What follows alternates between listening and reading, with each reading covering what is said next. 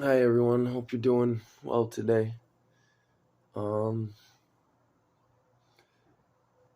been quite a week. Definitely in a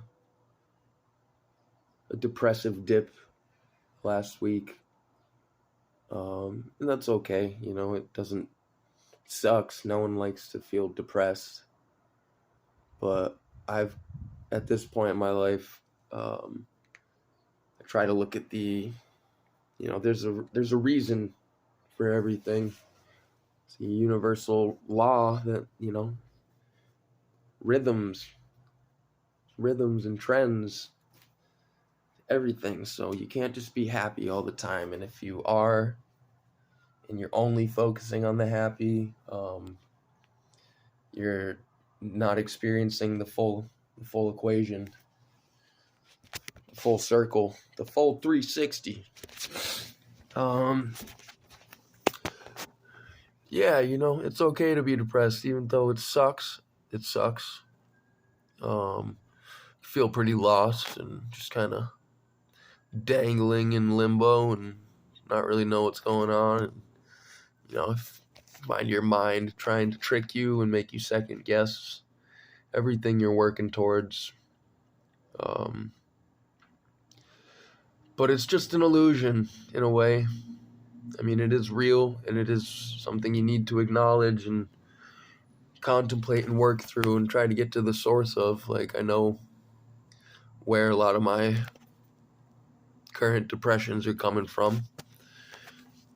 And, the self-awareness and acknowledgement of these things is healthy, and one way that we are able to traverse through them without losing ourselves and giving into it fully. Um,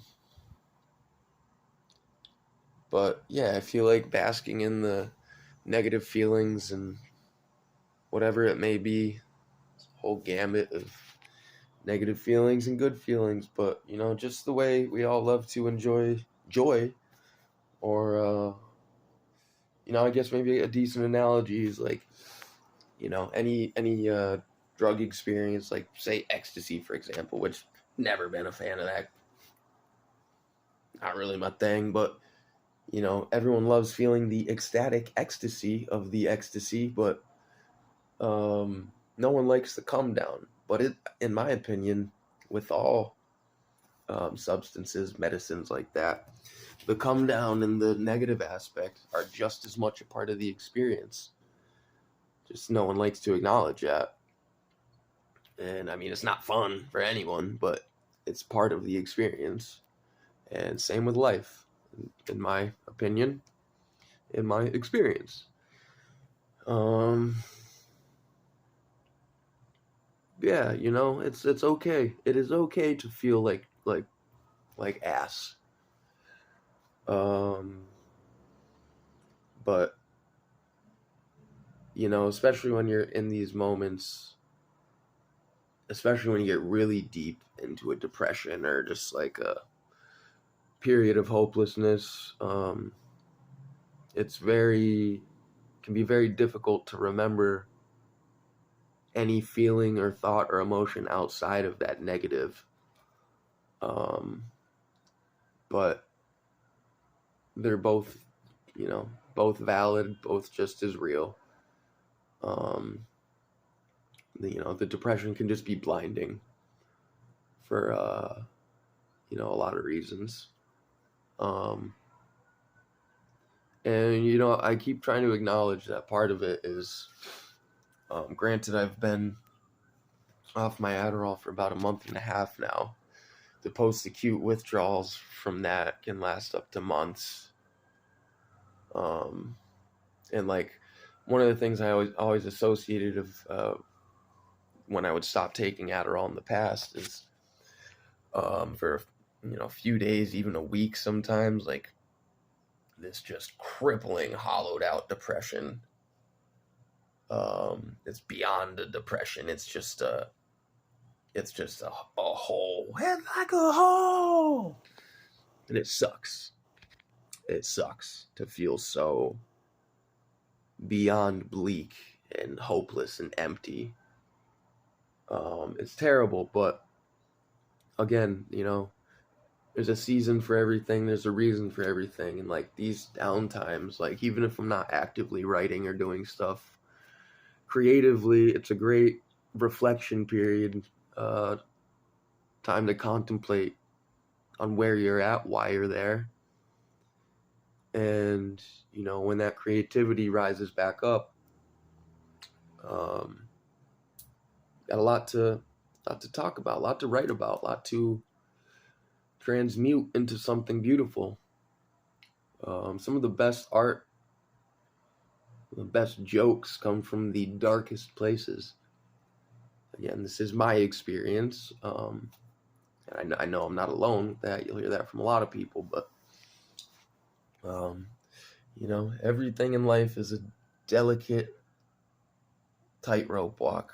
It's finding the balance. And lately, we've been walking the precipice. Man. It's okay to live on the edge. Just,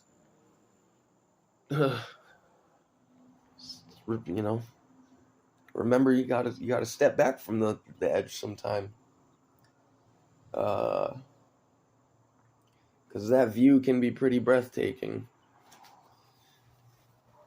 And yes, I speak in metaphors a lot.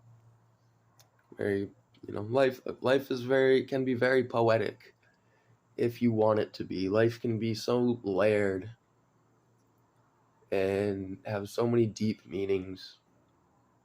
And that's one of the things that's helped me find meaning in life, is realizing that most things don't have to have just one answer. Like this, a lot of these societal structures and educational structures try to impart on us. It's, I think that's a psychological trap, to feel like it has to be an A or B, it's that binary mindset, which plays into the whole simulation theory metaphor that a lot of people like to throw around, which I feel is a great metaphor to have a understanding of the system that we're living within, reality, but don't mistake. I mean, maybe it is a literal simulation. Maybe it could be, but this goes in with the don't settling on an A or B or a binary. Is that any binary you see in life? Politics, religion, other things, anything you see a divide, like, is typically, from my understanding and my spectator perspective, is a divide and conquer method. So next time you catch yourself talking with someone, or considering something that has an A or B answer, you have to choose one or the other. Take a step back and try and look at it objectively and unbiasedly, and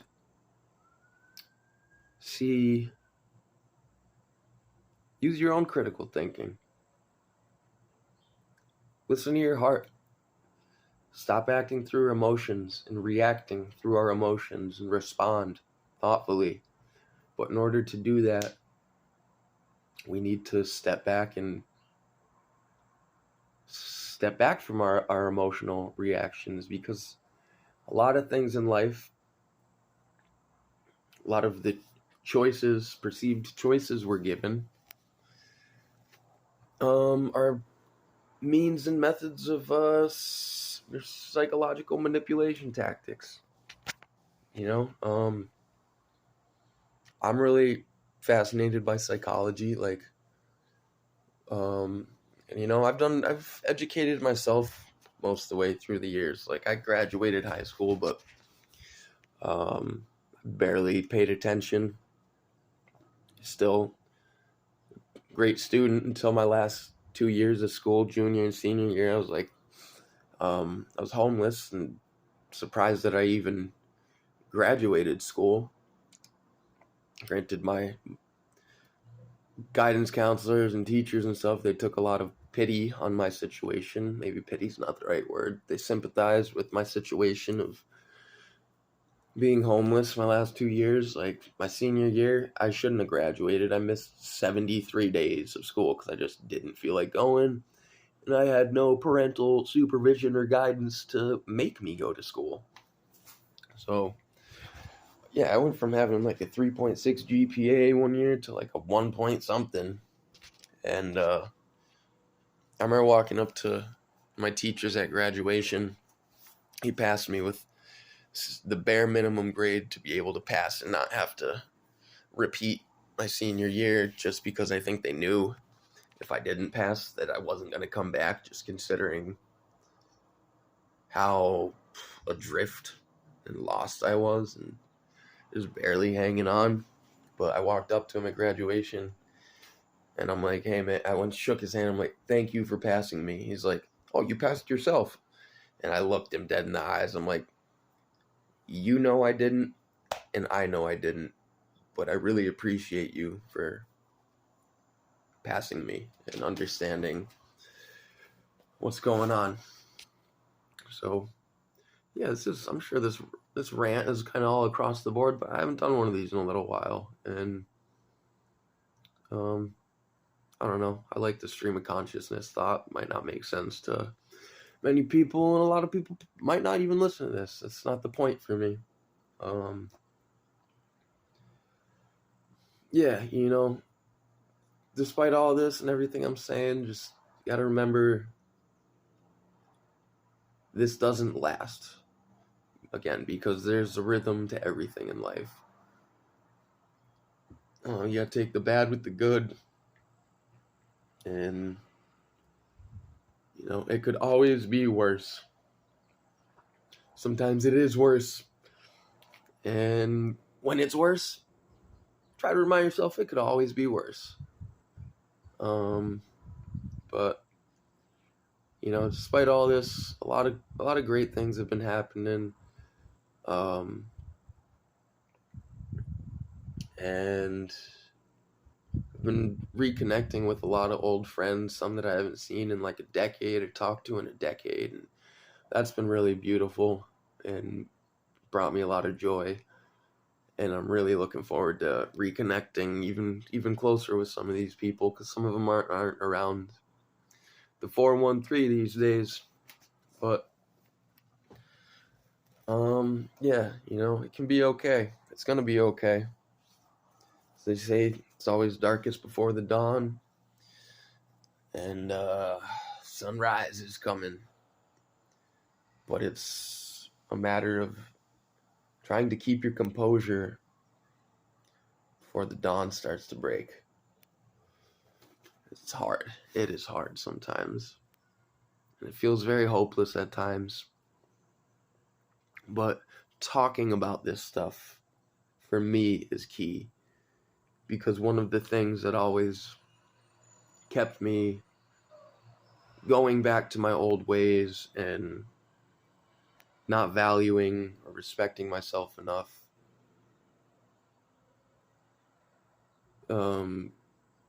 is hiding in myself and not exposing these aspects of myself. We all have everything I'm talking about, maybe different stories, different scenarios, but we all go through these phases and these cycles, and we have to acknowledge them. Like my dad, one thing I always remember about him is he was one of those dudes. He was just too manly, man, too proud to even acknowledge that he had emotions. And he had a lot of mental health problems. He was in the military. Did a lot of bad stuff down in Panama. Just cause. Just cause.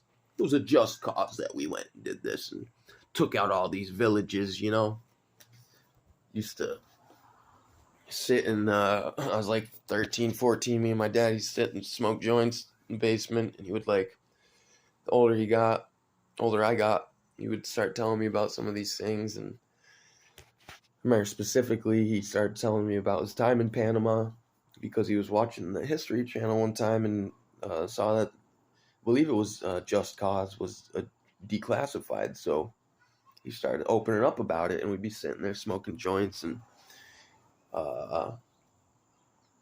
telling me about this experience he had where I don't want to put his stuff out there too much, but he killed a lot of people. He had to kill a lot of people.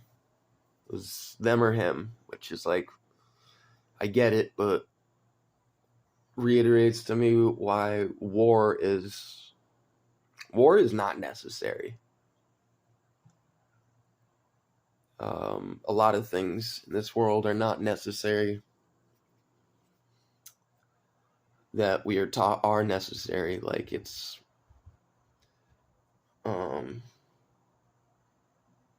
wars founded by the billionaires and funded by the poor. Go figure. You gonna die for your country?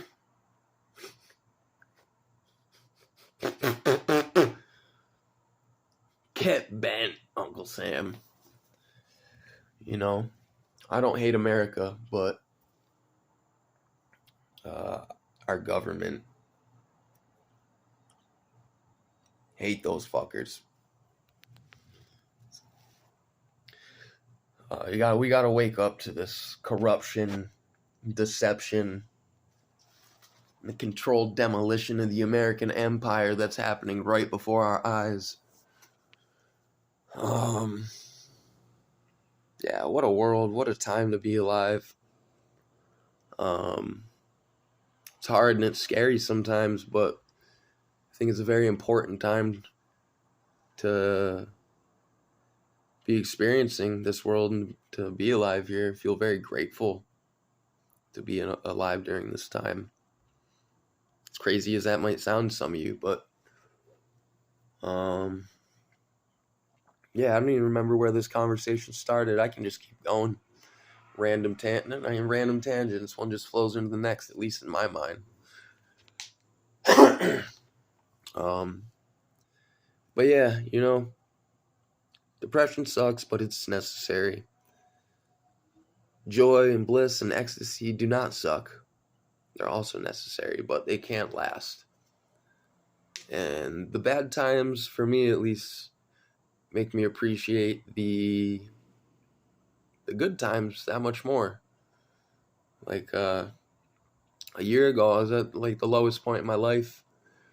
I was ready to cut the cord, and I think that's why this time around, getting clean, one of many reasons I'm having such success, and I know I will continue to have such success, is because even though all my years of hitting rock bottoms, the worst rock bottom was yet to come.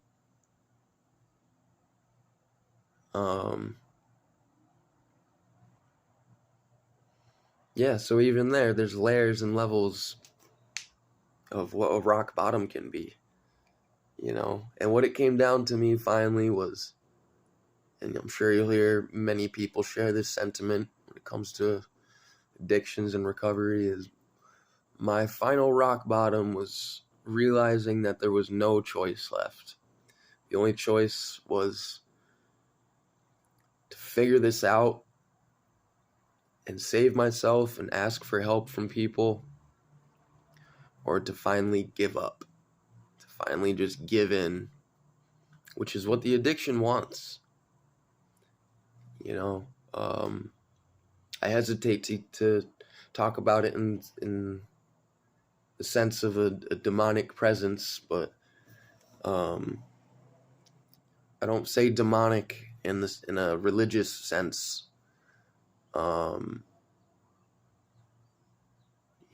There's again the layers of and meanings of what stuff can actually translate to. So yeah, demonic presence feeds off negativity, low vibrations, and it's not you, even though we are all accountable. And it's not to discount any, it wasn't me doing it was me making those decisions. But when you get so wrapped up into it, something else takes over. And it feeds off of your sadness and, kind of like Pennywise from It, the deadlights. Addiction is the deadlights. 20 minutes. I should probably shut up now, because whatever, dude. I hope you're having a good day. We're gonna get through this. So, just, when you're feeling like crap, go out to nature, go for a walk, go lay face down in the dirt, in the grass, and just take a big fat whiff of earth. Say, Mama Gaia, I need a whiff of the natural. Alright, we're coming up 21 minutes. I'm gonna cut it. Cut it, yo. Alright, love you guys.